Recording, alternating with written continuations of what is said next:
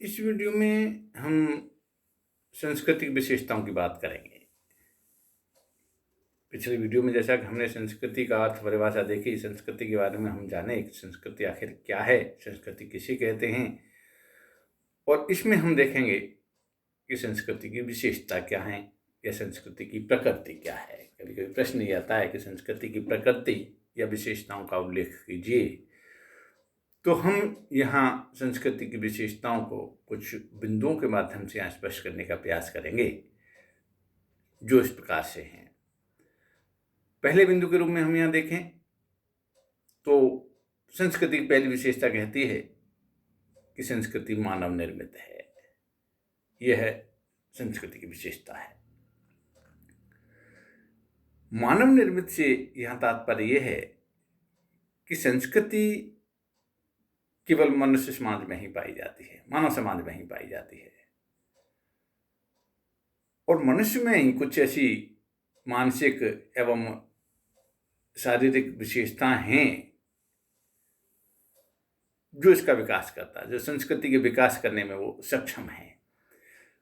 और इन हम शारीरिक विशेषताओं की जहाँ बात करें तो जैसे हम मानव में देखते हैं कि इसका विकसित मस्तिष्क है, उसके पास में एक केंद्रित की जा सकने वाली, उसके पास में एक दृष्टि है, हाथ हैं, पैर हैं, और हाथ की जहाँ तक हाथों की उसकी बनावट है, उसमें उंगलियों की बनावट है, अंगूठे की बनावट है, एक उसकी गर्दन की जो संरचना है जो चारों तरफ घूम सकती है। तो ये एक हम ये इसके साथ साथ हम ये भी कह सकते हैं इसमें एक सीधे खड़े होने की जो क्षमता है, दो पैरों पर खड़े होने की क्षमता है। ये कुछ ऐसी उसकी हम कह सकते हैं कि विशेष विशेषता हैं जो एक मानव को, एक इंसान को अन्य प्राणियों से भिन्न बनाते हैं। और यही विशेषताओं के कारण आज मानव ने अपनी संस्कृति का विकास किया है। और इस मानव के बराबर हम जब देखते हैं कि इस पृथ्वी पर ऐसा कोई भी और दूसरा प्राणी नहीं है जिसने अपनी संस्कृति का इतना विकास किया हो, तो इसको विकास करने में हम कह सकते हैं कि मानव शरीर की जो विभिन्न ऐसी जो विशेषता हैं, उसमें जो विशिष्टता हैं, उसके कारण मानव आज संस्कृति को इतनी ऊंचाई तक उसको विकसित कर सका है। और जैसा कि आज हम देखते हैं पृथ्वी से लेके वो चांद और चांद से लेके अन्य ग्रहों तक भी अपनी संस्कृति का वो परचम फहरा चुका है। तो यहाँ हम इसलिए कहते हैं कि संस्कृति जो है वह मानव निर्मित है। संस्कृति कोई वंशानुगत नहीं है कि हमें वंशानुगत आधार पर वंशानुक्रमण के आधार पर हमें प्राप्त होती हो। इसका जो निर्माता है वो स्वयं मानव है। अन्य प्राणियों में मानव के समान शारीरिक एवं मानसिक जो क्षमताओं का जो अभाव है, उसके कारण वे अपनी संस्कृति का निर्माण नहीं कर पाए। वही मानव ने अपने विकसित मस्तिष्क के कारण मानव ने नए नए आविष्कार कर लिए, हवाई जहाज का आविष्कार कर लिया, कंप्यूटरों का आविष्कार कर लिया, बहुत सारी तकनीकी का आविष्कार कर लिया। तो ये इसकी जो शारीरिक जो विशेषता है उसके कारण ही मानव ने संस्कृति का विकास किया है। तो यहाँ एक विशेषताओं के रूप में जब हम देखते हैं तो हम कह सकते हैं कि संस्कृति जो है वो मानव निर्मित है, इसको मानव ने विकसित किया है। यह कोई यानी हम कहें कि ईश्वर प्रदत्त नहीं है। दूसरी विशेषता के रूप में हम देखें तो कह सकते हैं कि संस्कृति सीखी जाती है। दूसरी विशेषता हमारी संस्कृति की ये कहती है कि संस्कृति जो है वो क्या है, सीखी जाती है। संस्कृति मनुष्य को अपने माता पिता के द्वारा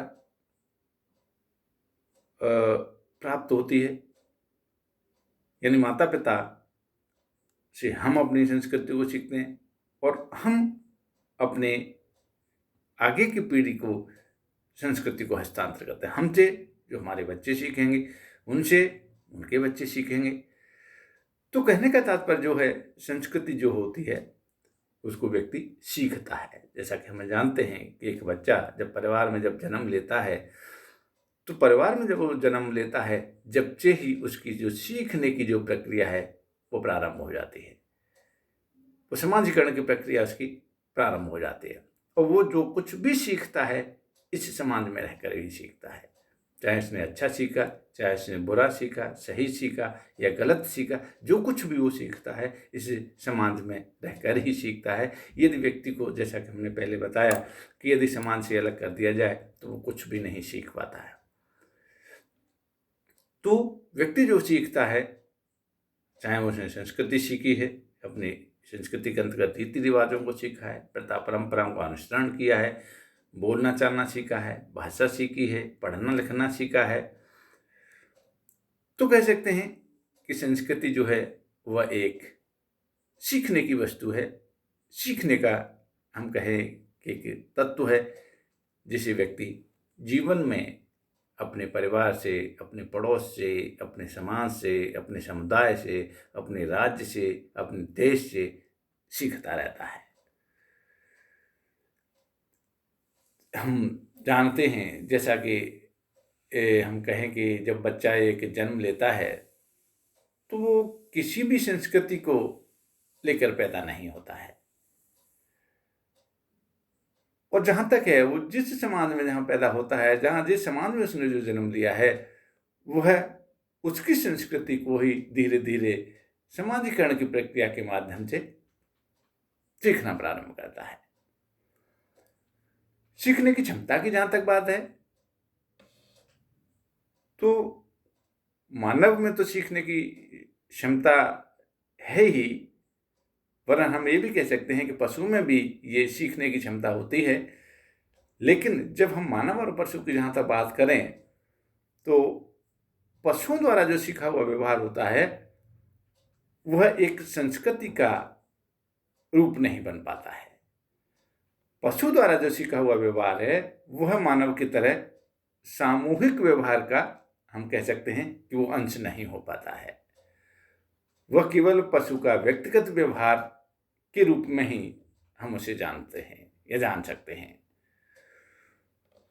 तो हम कह सकते हैं कि व्यक्ति जो कुछ भी वो सीखता है समाज में रहकर, वह संस्कृति का अंग है, और संस्कृति जो है वह एक सीखने की वस्तु है, जिसे हर व्यक्ति अपने समाज के, अपनी संस्कृति को सीखता है।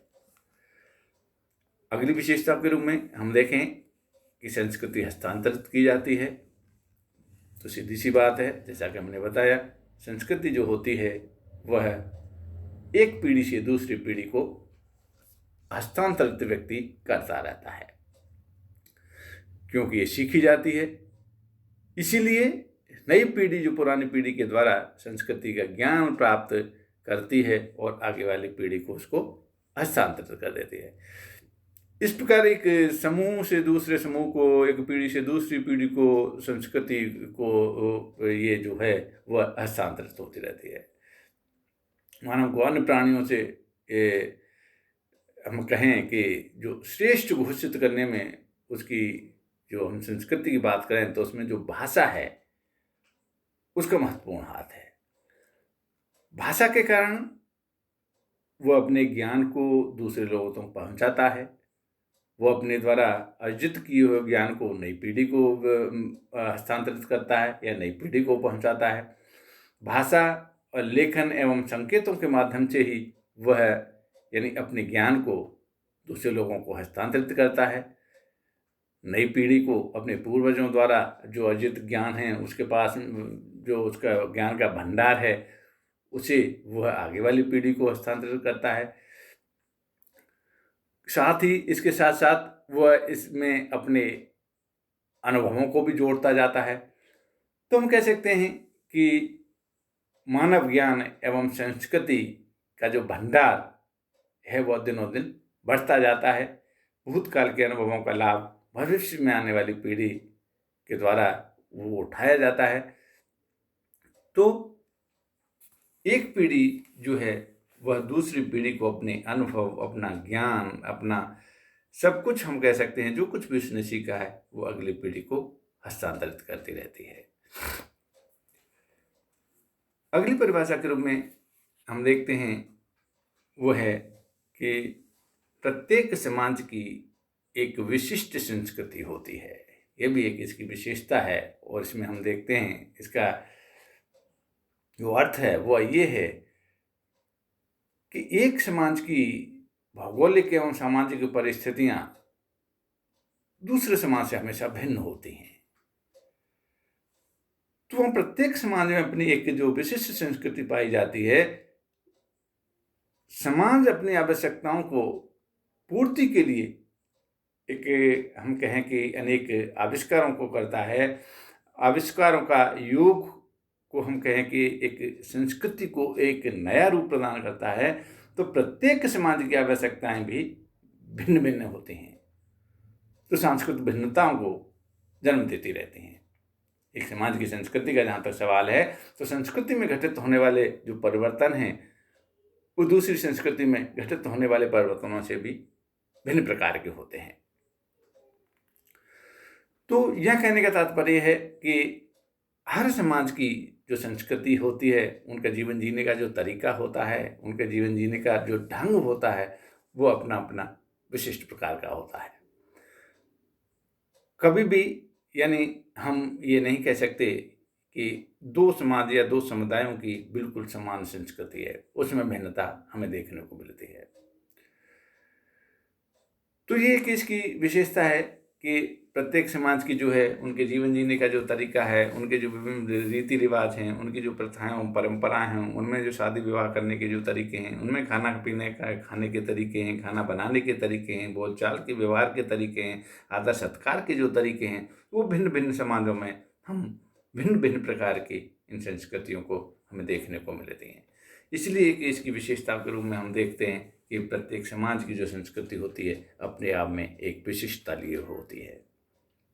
अगले बिंदु के रूप में हम देखें तो हम देखते हैं कि संस्कृति में सामाजिक गुण निहित होता है। इसका तात्पर्य यहाँ ये है कि संस्कृति किसी व्यक्ति विशेष की देन नहीं होती है, क्योंकि इसका जो जन्मदाता है कोई व्यक्ति विशेष नहीं होता है। इसका जो जन्मदाता होता है उसको हम समाज कहते हैं। समाज में विकसित होती है, समाज में जन्म लेती है, और इसलिए ये हम कहें कि ये संपूर्ण समाज की देन होती है, किसी व्यक्ति विशेष की नहीं होती है। इसका जन्म और विकास जो होता है वो समाज के कारण ही होता है। हम कहें कि समाज के अभाव में कोई भी संस्कृति जीवित रह जाए तो वो बिल्कुल ही गलत साबित होगी।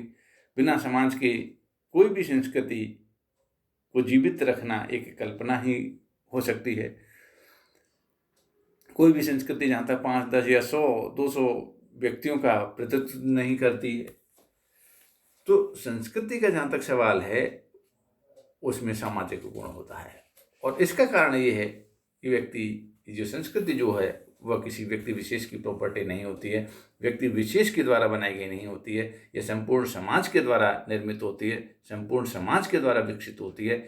इसलिए इसमें सामाजिक गुण की बात कही गई है, क्योंकि ये सामूहिक सहयोग से बनी होती है, समाज के लोगों से बनी होती है। संस्कृति के जहाँ तक जैसे हम देखें कि प्रथाएं, जनरीतियाँ, भाषा, परंपरा, धर्म, विज्ञान, कला, दर्शन आदि किसी एक व्यक्ति की विशेषताओं को प्रकट नहीं करती हैं।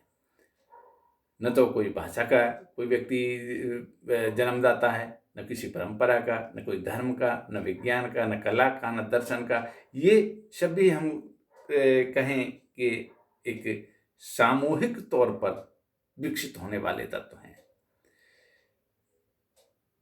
इसलिए संस्कृति को सामाजिक कहा जाता है।